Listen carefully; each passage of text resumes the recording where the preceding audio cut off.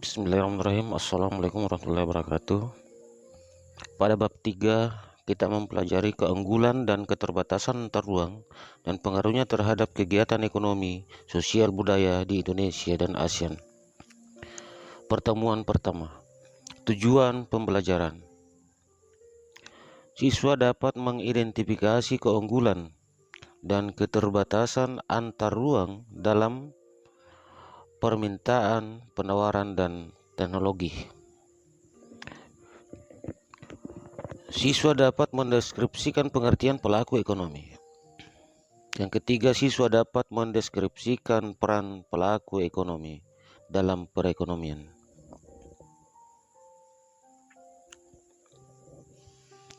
Keunggulan dan keterbatasan antar ruang serta peran pelaku ekonomi dalam suatu perekonomian.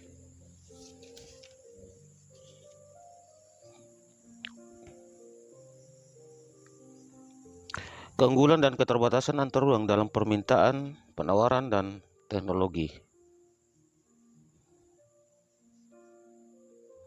Setiap daerah memiliki keunggulan masing-masing seperti kondisi alamnya, apakah daerah tersebut berada dataran tinggi yang punya udara sejuk sehingga cocok untuk menanam kentang, wortel, kol, teh, atau berada di dataran rendah di mana banyak ditemukan persawahan, padi, dan pohon kelapa. Di samping keunggulan dan dari contoh di atas, kamu bisa lihat daerah juga mempunyai keterbatasan. Jika daerah dataran rendah dapat menghasilkan beras dari menanam padi, serta daerah tersebut tidak dapat menghasilkan kentang dan wortel. Begitu pula sebaliknya. Keunggulan dan keterbatasan antar ruang daerah menyebabkan terjadinya permintaan dan penawaran barang dan jasa untuk memenuhi kebutuhan hidup, di mana setiap daerah dapat menjadi produsen dengan memanfaatkan keunggulannya dan menjadi konsumen untuk barang dan jasa yang tidak dapat diproduksi sendiri. Sebagai contoh, kalian dapat melihat berbagai sumber daya alam yang ada di daerah kalian. Sumber daya alam yang ada tentu berbeda-beda antara daerah yang satu dengan daerah yang lainnya.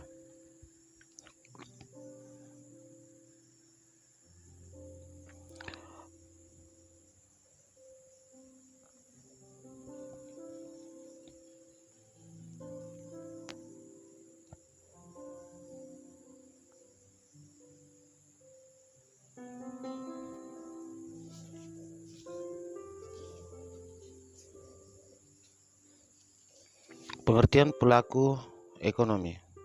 Pelaku ekonomi adalah orang atau lembaga yang melakukan kegiatan ekonomi, meliputi konsumsi, distribusi, dan produksi. Pelaku ekonomi dibagi menjadi 4, yaitu rumah tangga keluarga, rumah tangga perusahaan, rumah tangga pemerintah, dan rumah tangga luar negeri.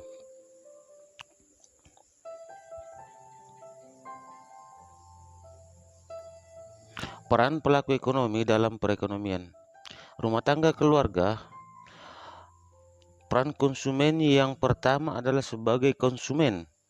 Pendapatan rumah tangga konsumen untuk mendapatkan barang dan jasa dari rumah tangga produsen terdiri atas rumah tangga keluarga konsumen. 1. Sewa.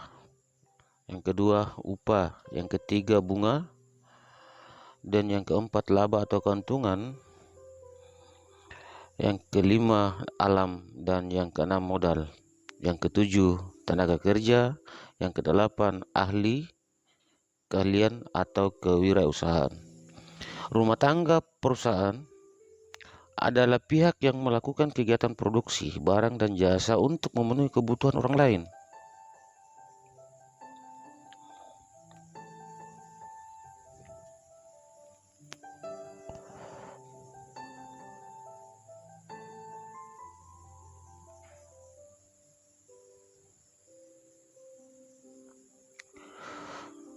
Rumah tangga pemerintah adalah pihak yang bertugas untuk mengatur, mengendalikan, dan mengadakan kontrol terhadap jalannya roda perekonomian.